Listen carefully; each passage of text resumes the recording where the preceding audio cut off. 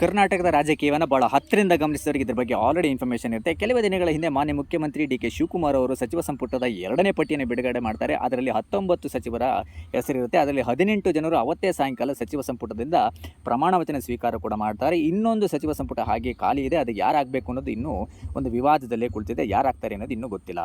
ಅಷ್ಟು ಅಲ್ಲದೆ ಇದರಲ್ಲಿ ಯಾವುದೇ ರೀತಿಯಾದಂತಹ ಅಂದರೆ ಈ ಒಂದು ಸಚಿವ ಸಂಪುಟದಲ್ಲಿ ಯಾವ ಮಹಿಳೆಗೂ ಕೂಡ ಇದುವರೆಗೂ ಯಾವ ಖಾತೆ ಕೊಟ್ಟಿಲ್ಲ, ಸಚಿವರಿಲ್ಲ ಅನ್ನೋದೊಂದು ಪ್ರಶ್ನೆ ಬಂದಿದೆ. ಅಷ್ಟೇ ಕಳೆದ 30 ವರ್ಷದಲ್ಲಿ ಯಾವೊಬ್ಬ ಬ್ರಾಹ್ಮಣಿಗೂ ಕೂಡ ಈ ಸಲ ಒಂದು ಸಚಿವ ಸಂಪುಟದಲ್ಲಿ ಮಂತ್ರಿಗಿರಿ ಸಿಕ್ಕಿಲ್ಲ ಅನ್ನೋದು ಕೂಡ ಒಂದು ವಿಚಾರ ತುಂಬ ಭುಗಿಲೆದ್ದಿದೆ. ಆಯ್ದ ಕೆಲವು ಪ್ರಮಾಣ ವಚನ ಸ್ವೀಕಾರದ ವಿಡಿಯೋ ತುಣುಕುಗಳನ್ನು ಹಾಕ್ತೀನಿ. ಆ ವಿಶೇಷವಾಗಿ ಅದರಲ್ಲಿ 3ನೇದು ಹಾಕ್ತೀನಿ. ಅದಾದಮೇಲೆ ಅದ್ರ ಬಗ್ಗೆ ಮಾತಾಡೋದಕ್ಕೆ ಮತ್ತೆ ವಾಪಸ್ ಬರ್ತೀನಿ. ಈ ಒಂದು ವಿಡಿಯೋ ಜಲಕ್ಕನ್ನು ರಪ್ಪ ಅಂತ ನೋಡ್ಕೊಂಡ್ಬಂದ್ಬಿಡಿ. ಕಾನೂನಿಗೆ ಅನುಸಾರಿಯ ಯಾರೇ ವ್ಯಕ್ತಿ ಅಥವಾ ವ್ಯಕ್ತಿಗಳಿಗೆ ಪ್ರತ್ಯಕ್ಷವಾಗಿ ಅಥವಾ ಕಾನೂನಿಗೆ ಭಯ ಅಲ್ವಾ,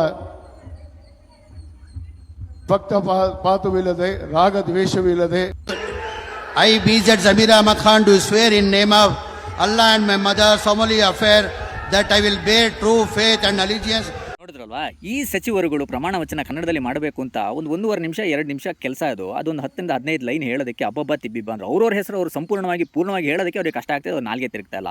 ಸಂತೋಷ್ ಲಾಡ್ ಅವರಂತೂ ನಮ್ಮ ನರೇಂದ್ರ ಮೋದಿ ಅವ್ರ ಬಗ್ಗೆ ತಿರುಪತಿ ಲಾಡುಕೇನೆ ಹೆಚ್ಚಾಗಿ ಮೀಡಿಯಾ ಮುಂದೆ ಮೈಕ್ ಇಟ್ಬಿಟ್ರಂತೂ ಸಿಕ್ಕಾಬಟ್ಟೆ ಮಾತಾಡ್ತಾರೆ. ಇವನಿಗೆ ಏಕವಚನದಲ್ಲಿ ಅದು ಇದು ಲಂಗು ಲಟ್ಟೆ ಅಂತ. ಇಲ್ಲಿ ನೋಡಿದ್ರೆ ಅವ್ರ ಹೆಸರು ಹೇಳ್ಕೊಂಡು ಒಂದು ಕನ್ನಡದಲ್ಲಿ ಕನ್ನಡ ಹಾಕೊಂಡು ಮಾತಾಡೋದು ಕೂಡ ಇವ್ರಿಗೆ ಆಗ್ತಾ ಇಲ್ಲ. ಇನ್ನೊಬ್ಬರು ಸಚಿವರು ಅವ್ರಿಗಂತೂ ಕನ್ನಡಕನೇ ತಂದಿರಲಿಲ್ವಂತೆ, ಅರ್ಜೆಂಟಲ್ಲಿ ಮರ್ತೋಗ್ಬಿಟ್ರಂತೆ, ಕನ್ನಡ ಓದೋಕ್ಕಾಗಲಿಲ್ವಂತೆ. ಇನ್ನು 3ನೇದಾಗಿ ಜಮೀರ್ ಅಹಮದ್ ಅವರು ಇಂಗ್ಲೀಷ್ನಲ್ಲಿ ಮಾತಾಡ್ತಾ ಇದ್ದಾರೆ. ನನಗೆ ಅರ್ಥನೇ ಆಗ್ತಾ ಇಲ್ಲ ರೀ. ಮೊದಲನೇ ಬಾರಿ ನೀವು ಮಂತ್ರಿಯಾಗಿ ಅಥವಾ ಈ ಮಂತ್ರಿಗಳು ಬಂದಾಗ ನೀವು ಪ್ರಮಾಣ ವಚನ ಕನ್ನಡದಲ್ಲೇ ಮಾಡಲಿಲ್ಲ ಅಂದರೆ ನೀವು ಮುಂದೆ ನಿಮ್ಮ ಅವಧಿಯಲ್ಲಿ ನೀವು ಆಳುವಂಥ ಒಂದು ಅವಧಿಯಲ್ಲಿ ನೀವು ಇನ್ನೇನು ಕನ್ನಡ ಉಳಿಸ್ತೀರಿ, ಇನ್ನೇನು ಕನ್ನಡ ಬೆಳೆಸ್ತೀರಾ, ನನಗಂತೂ ಅರ್ಥ ಆಗ್ತಿಲ್ಲ. ಆ ಸಂವಿಧಾನದಲ್ಲಿ ಅಲ್ಲ ರೀ, ಕಲಿಯೋ ಕೋಟಿ ಭಾಷೆ ಆಡೋಕೆ ಒಂದೇ ಭಾಷೆ ಅಂತ ಅಷ್ಟು ಚೆನ್ನಾಗಿ ಕರ್ನಾಟಕದಲ್ಲಿ ಕನ್ನಡ ಉಳಿಸಬೇಕು ಅಂತ ಎಲ್ಲರೂ ಹೋರಾಡ್ತಾ ಇದ್ದಾರೆ. ನೀವು ನೋಡಿದ್ರೆ ಹೋಗಿ ಇಂಗ್ಲೀಷ್ನಲ್ಲಿ ಪ್ರಮಾಣ ಮಾಡ್ತೀರಾ.